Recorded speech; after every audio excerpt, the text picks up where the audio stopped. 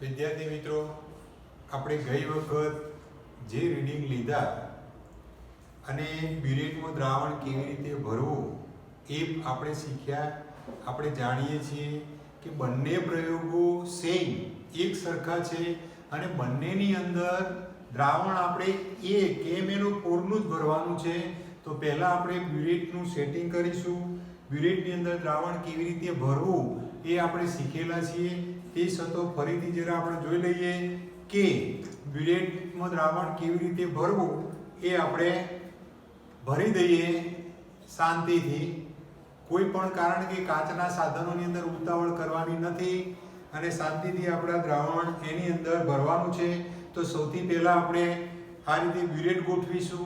Burette ગોઠવ્યા પછી એના ઉપર ગરણી મૂકીશું. ગરણી મૂક્યા પછી આપણને ખબર છે કે KMnO4 એ કલરવાળું દ્રાવણ છે જે આપણે બ્યુરેટમાં ભરવાનું છે. દરેક વખત બ્યુરેટની અંદર દ્રાવણ ભરતી વખતે એક જ કાળજી રાખવાની છે કે નીચેનો જે આ પિંચકોકનો ભાગ છે એ ખાલી રહેવો જોઈએ નહીં. એટલે શરૂઆતથી જ એની અંદર જો એર બબલ હશે તો આપણે એને કાઢી નાખીશું.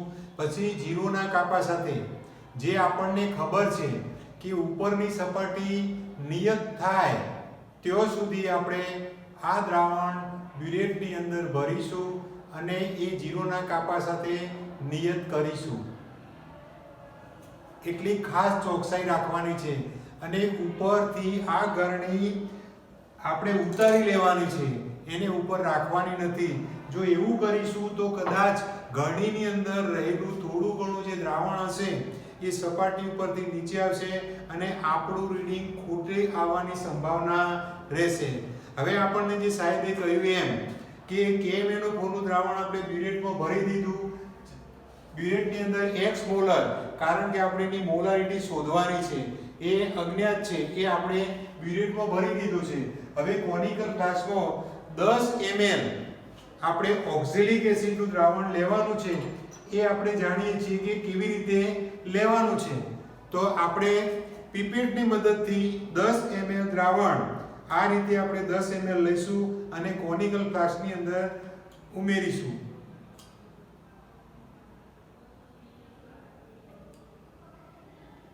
આ પણ ખાસ કાળજી રાખવાની કે જીરોના અહીંયા જે વર્તુળાકાર કાપો આપેલો છે ત્યાં સુધી એ નિયત થાય દ્રાવણની અર્ધગોળાકાર સપાટી ત્યાં સુધી આપણે લઈ અને પછી ધીમેથી કોનિકલ ફ્લાસ્કની અંદર આ પીપેટ વાળું દ્રાવણ શાંતિથી આપણે એની અંદર ઉમેરી દઈશું.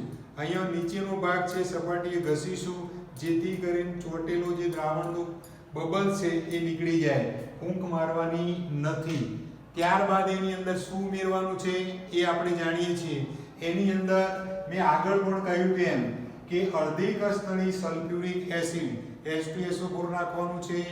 1 મોલર હોય તો, જો 0.1 મોલર હોય તો 25 થી 30 ml એટલે આશરે 1.5 કસનળી ઉમેરવાનું થાય. તો આપણે એની અંદર આ જે 1 મોલરનું દ્રાવણ છે તો આપણે એની અંદર 1 મોલરનું દ્રાવણ અડધી કસનળી ધીમેથી એની અંદર ઉમેરીશું.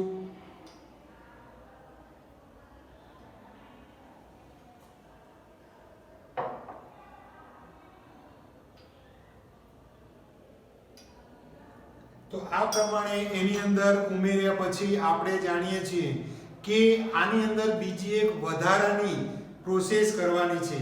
વધારાની પ્રોસેસ કઈ પ્રોસેસ છે તો આપણે જાણીએ છીએ સમીકરણમાં કે અહીંયા જુઓ CO2 વાયુ ઉત્પન્ન થાય છે. તો રાસાયણિક પ્રક્રિયામાં CO2 વાયુ હોય તો આપણા રીડિંગ ઉપર અસર થાય તો એને દૂર કરવો પડે. હવે CO2 વાયુને આપણે દૂર કરવા માટે આપણે એના માટે શું કરીશું તો એના માટે આપણે એને ગરમી આપીશું. હવે આપણે ગરમી કેવી રીતે આપવાની છે તો આને આપણે 60 થી 70 અથવા તો 50 થી 60 સેલ્સિયસ તાપમાને એને ગરમ કરવું પડે. તો એને ગરમ કરવા માટે આપણા જોડે બર્નર છે, પણ બર્નર આપણે અત્યારે હાલ જે આ પ્રક્રિયા કરીએ છીએ એમાં બતાવવું અશક્ય છે. એટલા માટે આપણે એને આ અમારી જોડે એક લેમ્પ છે, એ લેમ્પની મદદથી હું તમને બતાવું છું કે કેવી રીતે એને ગરમી અપાય. એ તમને હું આ પ્રોસેસ કરીને બતાવીશ કે આ લેમ્પ ઉપર આપણે એને ગરમ કરવાનું છે.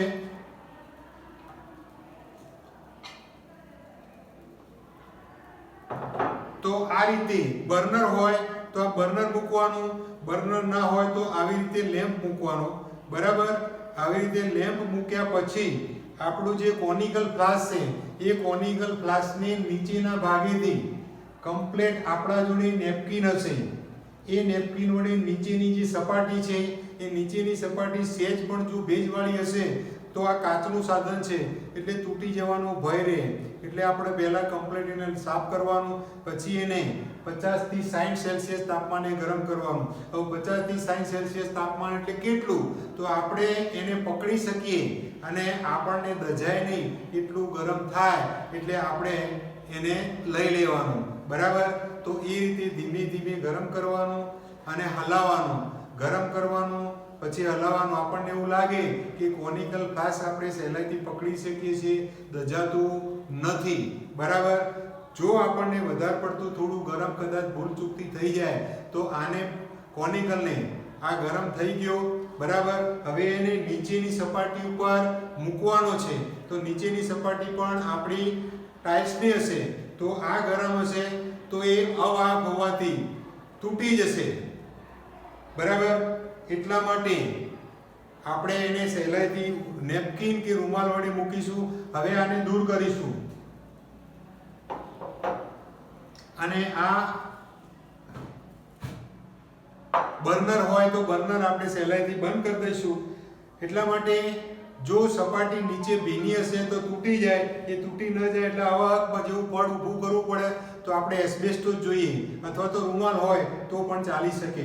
હવે આપણે જે પ્રોસેસથી રીડિંગ લેતા હતા એ જ પ્રોસેસથી આપણે આની અંદર રીડિંગ લેવાનું છે. તો આપણે રીડિંગ લેતી વખતે 0 થી 1 એવું નહીં પણ ડ્રોપ બાય ડ્રોપ આપણે રીડિંગ લેવું પડશે. એક એક ડ્રોપ નાખવાનું અને હલાવવાનું.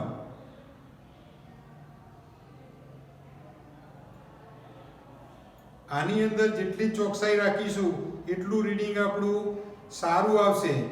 જો તમે ઝડપથી આનું દ્રાવણ નાખશો અંદર તો આપણે જાણીએ છીએ કે આ રેડોક્સ પ્રક્રિયા છે.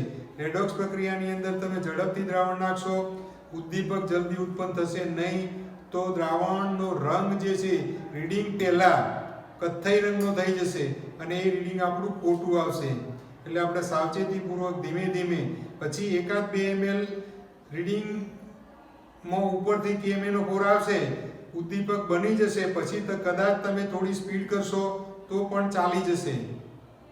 એટલે આપણે શરૂઆતથી ધીમે ધીમે નાખવાનું જેથી કરીને આપણું રીડિંગ ચોકસાઈ ભર્યું આવે.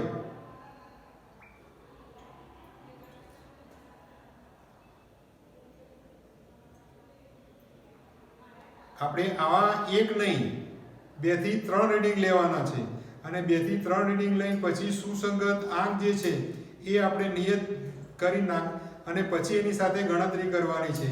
કારણ કે આ રાસાયણિક પ્રક્રિયામાં કદાચ થોડી ઘણી આપણી મિસ્ટેક થાય તો રીડિંગ ખોટું આવવાનો ભય રહે.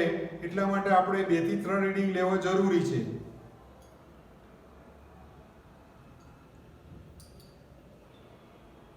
જો આ રીડિંગ આવે જતું રહે એવું નહીં કરવાનું.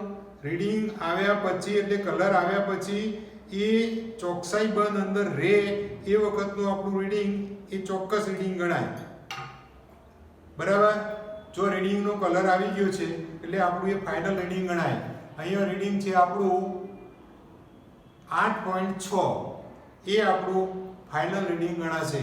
તો આવું આની આ જ પ્રોસેસ આપણે ફરીથી કરવાની અને એવું ફરીથી 1 નહીં 2 નહીં 3 વખત અથવા 4 વખત રીડિંગ લઈ અને પછી આપણે એ સુસંગત આંક હોય એ આપણે નોંધવાનું.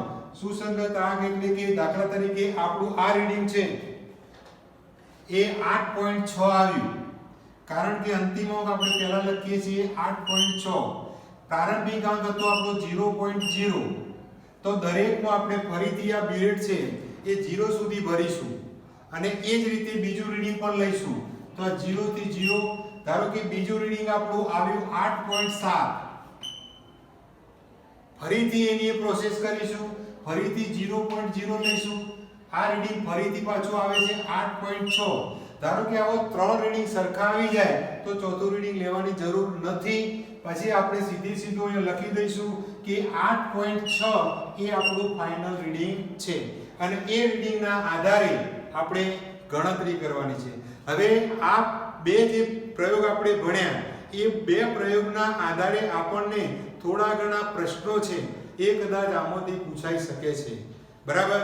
તો ધારો કે આપણી ચોપડીમાં જ આપેલો છે પહેલો પ્રશ્ન કે પરમેંગેનાઇટ અણુમાપનને વિશિષ્ટ બીજું કયું નામ આપવામાં આવે છે. તો એને આપણે કયું નામ આપીશું તમે સમજી શકો છો. 11મા ધોરણમાં આપણે એસિડ અને બેઝ એ બંને ટાઇટ્રેશન કરતા હતા. તો એસિડ બેઝના ટાઇટ્રેશનને આપણે તટસ્થીકરણ કહેતા હતા. તો આને આપણે કયું નામ આપીશું? રેડોક્સ અણુમાપન એવું નામ આપીશું.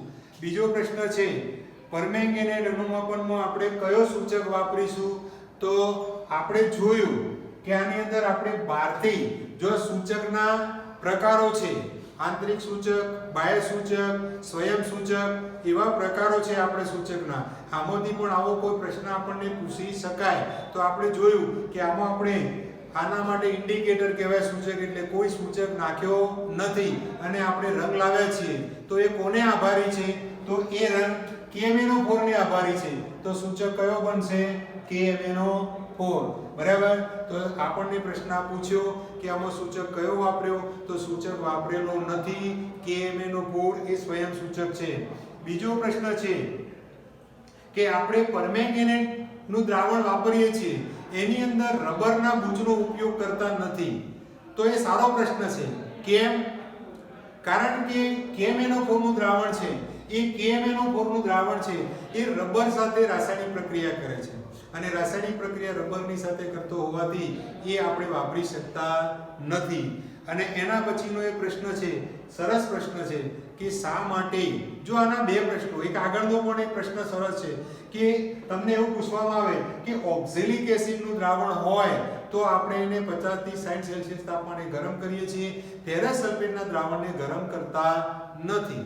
તો ફેરસ સલ્ફેટના દ્રાવણને આપણે શા માટે ગરમ કરતા નથી? તો ફેરસ સલ્ફેટનું દ્રાવણ છે એ ઓરડાના કરતા ઊંચા તાપમાને રાસાયણિક પ્રક્રિયા આપે છે.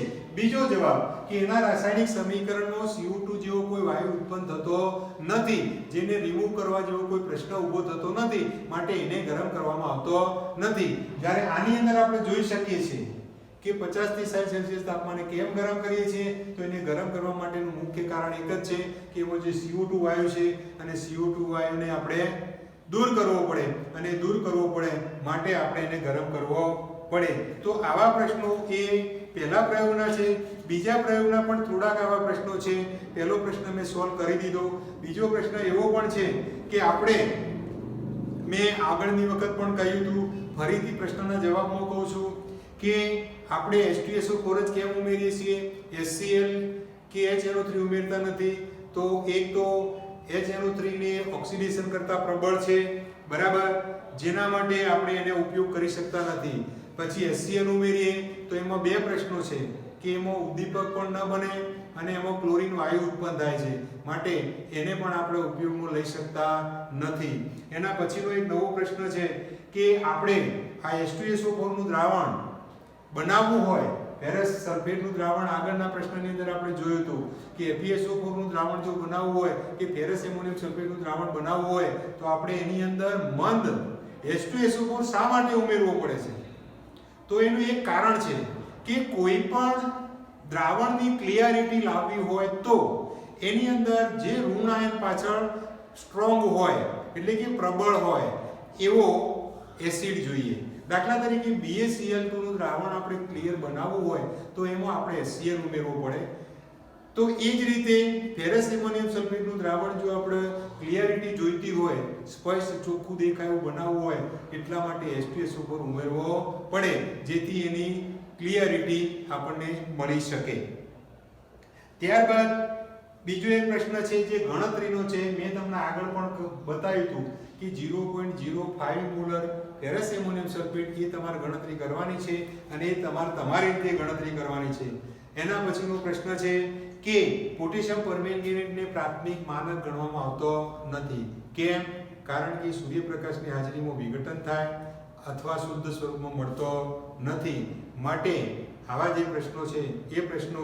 બીજો એક પ્રશ્ન છે પણ એ પ્રશ્ન છે રેડોક્સ અનુમાપનની અંદર આપણે Br2 કે I2 જેવા એટલે કે બાયોબેટરી અને આયોડોમેટ્રી જેવા પણનો ઉપયોગ કરી અને આવા અનુમાપનો જે સહેલાઈથી રેડોક્સ અનુમાપન તરીકે લઈ શકીએ છીએ. આવા બધા પ્રશ્નો તમને આમાંથી જો આપણને મેં પહેલા પણ આગળના વિડીયોની અંદર પણ તમને કહ્યું હતું, પહેલા પ્રયોગમાં બીજા પ્રયોગમાં બધામાં કહું છું કે મોટા ભાગના મેક્સિમમ પ્રશ્નો આપણને ટાઇટ્રેશન મોથી જ એટલે કે અનુમાપન મોથી જ પૂછશે. એ ખાસ યાદ રાખજો. બરાબર. હવે આપણે આ જે રીડિંગ જે સુસંગત એ રીડિંગને અનુલક્ષીને જે ગણતરી છે એ જીકે સાહેબ આપણને ગણતરી સમજાવશે.